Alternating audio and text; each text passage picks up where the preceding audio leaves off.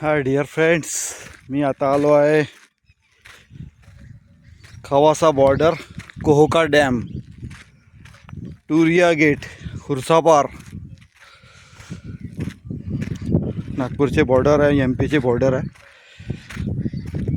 या बॉर्डरवर हे कोहोका डॅम आहे, टुरिया रोडवर.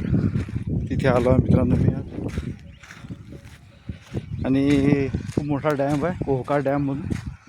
आणि त्या कॉर्नरला तिथे रिसॉर्ट पण आहे बघा. तिथे बोटिंग वगैरे सगळं होते.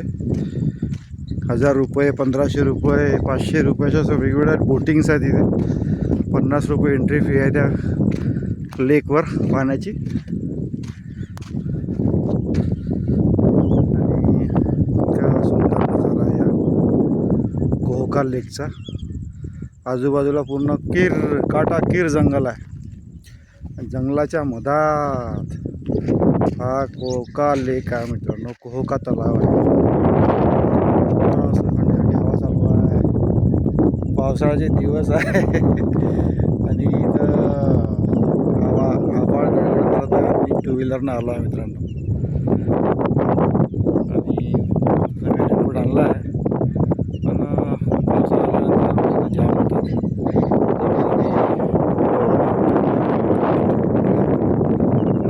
निघणं जरुरी आहे. हे सहज आज माझा वीकेंड असल्यामुळे एन्जॉय करणार आलो. एन्जॉय करता करता मला एक नेमप्लेट दिसली कोहोका लेकची, त्यामुळे मी इकडे आलो. आणि हा कोहोका लेक मला पाहायला भेटला. नागपूरपासून जवळपास 60-70 किलोमीटर हा लेक आहे. पवनी नंतर खुर्सापार जवळ.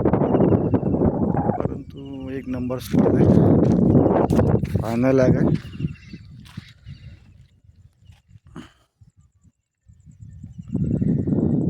भयंकर पाणी आहे इथे. आता उन्हाळा एंडिंगमध्ये एवढं पाणी आहे, तर पावसाळ्यात किती असणार मित्रांनो, विचार करा. सगळा धानाचा क्षेत्र आहे, तर तांदळाचं उत्पादन होते बघा. म्हणजे पाणीवाला पट्टा आहे, पाणी भरपूर आहे इथे.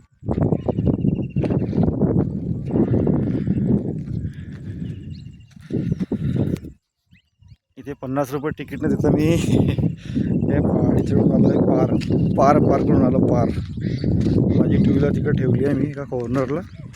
तिथून कच्च्या पायी असं मी चढून आलो मित्रांनो. ते बघा,